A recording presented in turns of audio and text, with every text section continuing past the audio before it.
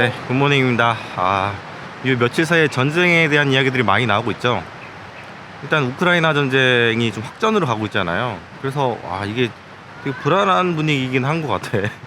또 해외에 있으면 한국에 대해서는 걱정이 좀 많아지긴 하거든요. 또 부모님도 계시고. 그러던 와중에 제가 뭘 봤냐면 그 한국 전쟁 때 있잖아요. 그 비하인드 스토리를 좀 봤거든요. 사실 비하인드 스토리가 아니라 우리가 역사를 왜곡해서 배웠던 것들인데 그걸 좀 바로 잠든 그런 내용을 좀 봤어요. 뭐냐면 우리가 알기로는 그 유엔군이 딱 들어와서 북한군을 밀어내서 위까지 쭉 올라가잖아요. 한 번 더 위쪽까지 거의 다 잡았는데 전쟁은 거의 다 이겨가고 있는데 갑작스럽게 중공군이 내려와서 물밀듯이 내려와서 낙동강까지 그 전선까지 밀려났던 거 우리가 좀 배웠잖아요. 근데 그 중공군이 막 꽹가리 치고 피리 불면서 인해전술로 내려왔다, 우리 그렇게 많이 배우잖아요. 근데 사실은 그게 아니랍니다. 그게 아니고 비록 무기 자체는 굉장히 열악했겠죠. 뭐 중국이라는 나라가 그때 당시에 거의 이제 완전 최빈국이었으니까. 근데 그 전술이 굉장했다고 합니다. 뭐 기피전이라든가 심리전, 뭐 회피전 이렇게 해가지고 중국이라는 나라 자체가 또 이제 한반도를 걔들은 잘 알고 있잖아요. 아무래도 가까운 나라기도 하고 전쟁도 오지게 많이 했었고, 그에 비해서 미국은 이제 외부 세력이니까 그 이해도가 떨어지고, 또 미국뿐만 아니라 16개국의 연합군이었잖아요. 그리고 이제 중국이라는 나라가 굉장히 전쟁에 능한 나라예요. 왜냐면 그 5,000년 넘는 역사 동안 전쟁이 한 번도 끓인 적이 없었잖아요. 태평성대가 어디 있었겠어요. 그러다 보니까 뭐 손자병법이라는 굉장한 그 병법책 나온 나라가 중국이기도 하고, 근데 우리는 뭐 그것도 잘 모르고 이제 대충 당나라 군대다 이렇게 약간 우리가 중국을 약간 비하하는 그런 경향들이 아무래도 있다 보니까 한국 사람들이야 뭐 일본도 다 이렇게 룩다운하고 대단한 나라긴 하죠. 자신감이 엄청난 나라긴 하죠. 잘 생각해봐도 그 당시에도 세계 최강 국가는 이제 미국이었거든요. 지금도 마찬가지지. 근데 그 당시는 더 최강이었어요. 그리고 세계 2차 대전을 승리로 이끈 그런 뭐랄까 그 저력도 있었고, 그리고 그 당시에는 미국뿐만 아니라 이제 유엔군 16개 국가가 함께 이제 들어왔기 때문에 굉장한 뭐랄까 좀 강력한 파워가 있었겠죠, 아무래도. 그런데 중공군 한 나라 때문에 밀려가지고 낙동강까지 밀렸다는 거는 뭐가 있었던 거잖아요. 아무리 사람이 많이 그 인해 전술을 하더라도. 그러니까 우리가 뭔가 역사 교육을 좀 잘못 받은 거죠, 사실은. 왜곡돼서 받은 거죠. 근데 그런 상황인데 지금의 중국은 어떤 중국이냐면 전 세계에서 이제 군사비를 두 번째로, 미국 다음으로 두 번째로 많이 쓰는 나라고, 군사력도 세계 2위죠. 이제 항모도 이제 2개를 갖춘 나라가 됐고. 그러니까 만약에 전쟁이 난다면은 중국이 굉장한 뭐랄까 위협이 될 수가 있는 거죠. 그래서 지금 보면은 우리가 중국에 대해서 좀 이해를 해야 되긴 해요. 뭐 늘 이해를 해야 되는 그런 대상이긴 하지만 지금 이해를 굉장히 많이 해야 되는 건 뭐냐면, 우리가 이 상황에서 중국군에 대한 얘기를 하는 이유가 뭐냐면 뭐랄까 작금의 지정학적 상황이 굉장히 어렵습니다. 진짜 중국이 대만을 공격해도 이상하지 않은 상황이 됐어요. 그렇죠? 일단은 시진핑 같은 경우는 연임이 확장이 됐죠. 그리고 이제 발표만 남겨놓고 있고, 이게 끝나면은 뭔가 액션을 취할 가능성이 굉장히 높아진다고 볼 수가 있죠. 지금 이게 모기가 많아서 어디 앉으면 모기가 많고 걸으면서 얘기하면 팔이 아프고 막 이래서 일단 모래사장에 좀 철퍼도 앉아 있습니다. 이게 야생에 산다는 게 장점도 되게 많은데 단점도 많아요. 딱 봤을 때는 되게 로맨틱하고 되게 좋아 보이는데 막상 들어오면은 이런 곤충이라든가 동물들의 공격들을 좀 받잖아요. 하여튼 이렇게 굉장히 지정학적인 상황이 복잡해졌잖아요. 우크라이나가 지금 확전이 된 상황이고, 그리고 이제 중국의 움직임들이 심상치 않은 거야 뭐 꽤 오래됐고, 뭐 작년부터 그렇긴 했지만, 그리고 북한도 근래 들어서 이상하게 이제 뭐 꼼장어 뛰니까 망둥어도 뛰는 건지 뭔지 모르겠는데 갑자기 이상하게 미사일을 막 동해상에 엄청나게 쏘고 있고, 뭔가 좀 심상치 않고, 김정은 자체도 그냥 강공으로 좀 나오고 있잖아요. 이제 그런 거는 이제 아무래도 중국이라는 든든한 백이 있기 때문에 막 나간다 이렇게 볼 수 있다, 저는 생각이 드는데, 개인적으로는 그 바이든 시기에 저는 전쟁이 날 것 같다 이런 얘기를 뭐 이미 여름에도 독보투자에서도 말씀을 드렸고, 그런 이유는 시진핑 자체도 바이든을 상대하는 게 쉽지 트럼프를 상대하는 거는 좀 부담이 될 거거든요. 트럼프는 푸틴도 부담스러워하는 그런 존재고, 근데 다음 선거가 이제 2년 남았잖아요. 그러니까 2년 안에 뭔가 쇼부를 쳐야 되는 그런 상황이 된 거죠. 트럼프는 상대하기 싫으니까. 그렇기 때문에 저는 굉장히 심플하게 접근을 한 거고요. 일단 전면전까지는 안 될 것 같고, 우크라이나전 같은 그런 국지전으로 시작을 하게 될 것 같아요. 물론 이제 이게 어떻게 될지는 그때 그 상황 봐서 알겠죠. 지금 우크라이나 전쟁도 처음에 국지전이었지만 이렇게 전면전 분위기로 갈지는 몰랐잖아요. 그 지금도 뭐 미국과 러시아와의 그런 대리전이긴 한데, 뭐 러시아는 대리가 아니라 직접 뛰고 있지만, 중국이 대만을 치면은 이거는 중국과 미국의 싸움이거든요. 진짜 이거는 강대강 싸움이게 됩니다. 그러니까 굉장히 파급력이 지금 우크라이나 전쟁하고는 비교가 안 될 정도로 엄청나게 큰 거죠. 이런 상황에서 미국도 중국을 바로 이제 공격하고 이렇게 대하는 거는 분명히 부담이 된다고 생각을 해요. 그래서 여러 나라들에게 이제 도움을 청할 것 같긴 한데, 유럽은 지금 상황이 그런 상황이고 혜택도 없고, 우리가 지금 이번 전쟁을 통해서 정말 놀라운 걸 많이 알아낸 게, 유럽의 그 군사력이 정말 형편없다는 거, 아무것도 없다는 거. 특히 독일 같은 경우에는 깡통이라는 걸 정말 처음 알았잖아요. 지금 폴란드가 한국의 방산 장비들을 한 20-30조 정도 구매를 했는데, 이거를 다 갖추는 순간 유럽에서 가장 큰 군사 강국이 된다고 하잖아요. 최신 무기로 이제 무장한.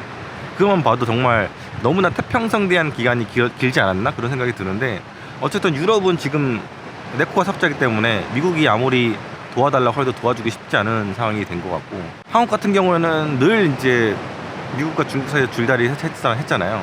저는 한국이 그 미국 편을 들기는 쉽지는 않겠다. 성명서만 내지 않을까? 특히 윤석열 정부가 미국에서도 굉장히 거리를 두잖아요. 전 이해 잘 못하겠는데, 그런 것만 봐도 미국을 도와줄 나라는 일본밖에 없다. 일본은 도와주겠죠. 일본은 거의 이제 미국의 개와 같은 그런 존재가 됐기 때문에, 이제 그렇게 되면 러시아 같은 경우도 자동적으로 개입이 될 거라고 봅니다. 당연히 중국 편을 들 것 같고, 뭐 얼마나 개입을 하게 될지는 잘 모르겠지만 물심양면으로 지원하겠죠. 뭐 적어도 에너지원 같은 경우는 엄청나게 지원해 주지 않을까 생각됩니다. 어차피 현대 전쟁이라는 게 에너지 전쟁이기도 하고, 에너지가 굉장히 많이 들어가는 전쟁이기도 하고, 또 하나 뭐가 있냐면, 러시아 같은 경우에는 이제 대만까지는 거래에 좀 있잖아요. 지금 전쟁에 있어서 우크라이나한테 무기를 다 줘버린 나라가 어디냐면 폴란드거든요. 그러면 러시아는 가장 쉬운 존재인 폴란드를 칠 가능성이 있죠. 미국이 대만 쪽으로 이제 들어간 그 빈 공백, 안보 공백을 이용해서 폴란드를 칠 가능성이 있다고 저는 보고 있거든요. 근데 폴란드 자체가 나토고, 나토를 친다는 거는 이제 3차 전쟁이라고 볼 수가 있습니다. 그러니까 확전이 되는 거죠. 그러니까 중국이 대만을 치면은 너무나 많은 것들이 한꺼번에 또 이 퍼즐들이 또 이렇게 움직이게 되는 거죠. 이런 상황에서 미국이 초강대국이라고 하지만 지금 한국 전쟁 이후로 승리한 전쟁이 없어요. 베트남 전쟁 때 망했죠. 그리고 아프간 전쟁 때도 20년 동안 2,000조를 썼고 4,500명 가까운 미군이 죽었잖아요. 그리고 전쟁을 졌어. 아프간 전쟁도. 그러니까 제가 볼 때는 이 전쟁 수행 능력이라는 게 미국에 대해서 좀 의문이 되긴 해요. 막강한 화력인데 제대로 이긴 전쟁이 하나도 없거든요. 한국전 이후로. 어떻게 보면 2차 세계대전 이후로.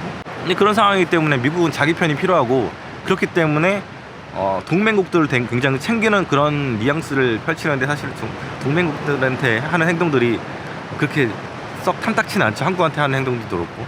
적어도 이번 현대자동차 그 전기차 공장 같은 경우는 보조금은 줘야 되는 게 맞죠. 사실은 동맹국은 챙겨야 될 거 아니야. 근데 앞서 말씀드렸듯이 미국을 도와줄 나라가 없어.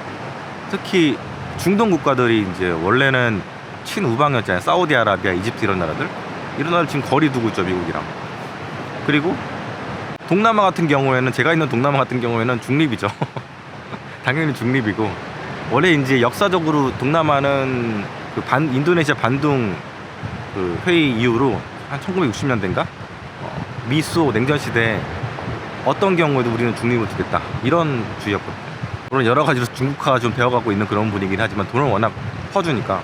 그리고 아프리카 같은 경우에도 마찬가지입니다. 거의 거기는 중국화가 됐기 때문에 미국을 도와줄 가능성은 거의 없다고 보면 될 것 같아요. 아무튼 여러 나라들이 미국의 등을 돌리고 있고, 미국 편이 없는 상황이고, 러시아 같은 경우는 러시아가 이제 중국 편을 드는 거죠.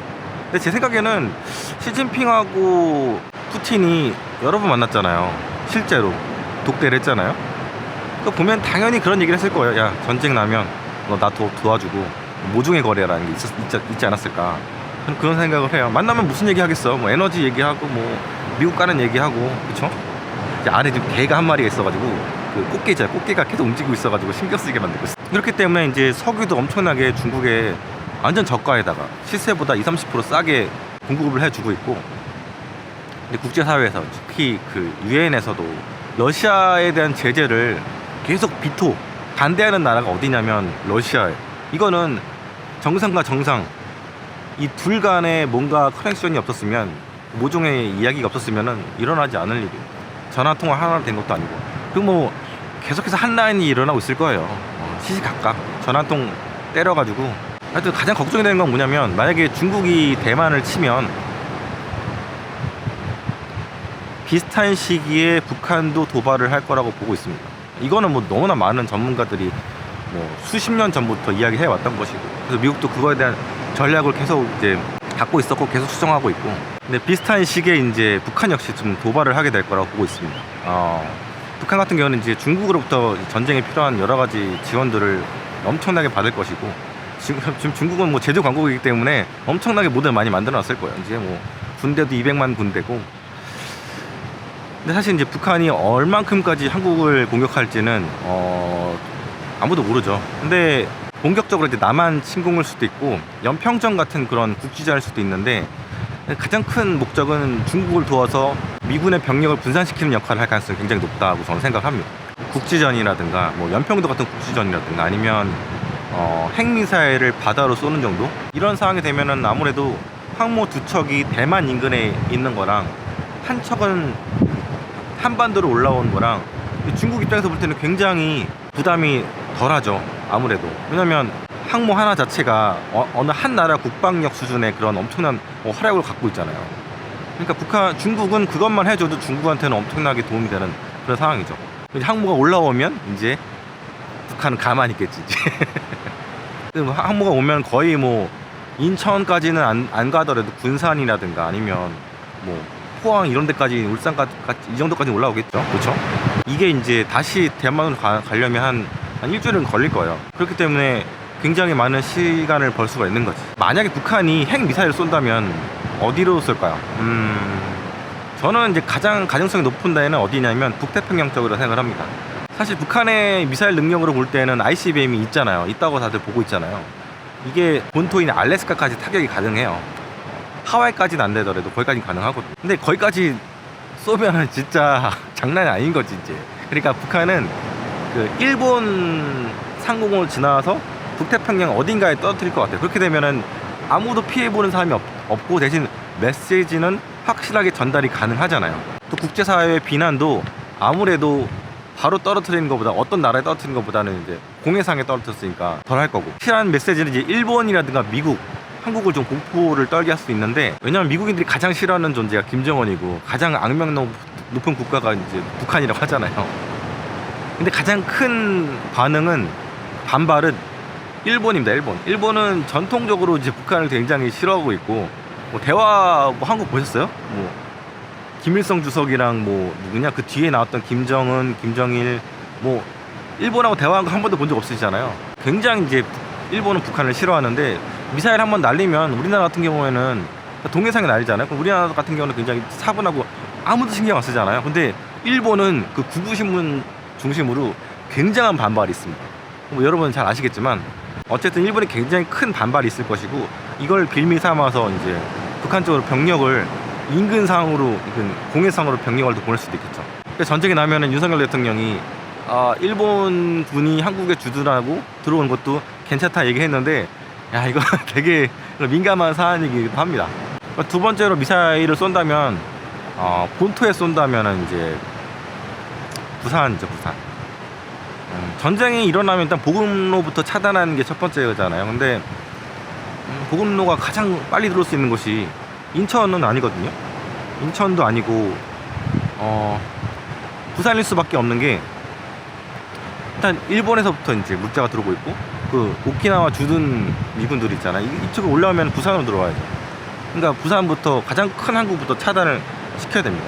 해양 세력들이 들어오는 그런 통로를 막아버려야 되기 때문에 부산이 두 번째 이제 타겟이 될 수 있다고 보는 거죠. 서울 같은 경우에는 바로 타격을 못해요. 왜냐면 서울 타격하면 진짜 전면전이거든요. 이번에 우크라이나 전쟁 같은 경우에도 서로 모스크바와 키우는 공격을 안 했잖아요. 서로 거리를 뒀잖아요. 이제 다른 데부터 이제 가에서부터 들어왔잖아요. 물론 확전이 되면서 이제 키우에도 엄청나게 지금 미사일을 퍼붓고 있고 그런 상황이긴 됐지만, 그래서 걱정이 좀 많이 됩니다. 한반도 상황이 점점점 위험 상황으로 되어가고 있다는 거는 주지는 하고 있어야 되는데, 워낙 한국은 지금 너무나 평온한 것 같아.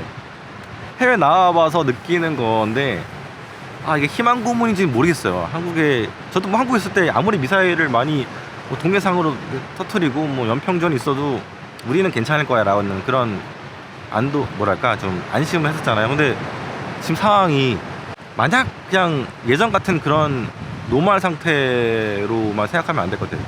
약간 뭐 그것도 뉴 노멀인지는 모르겠지만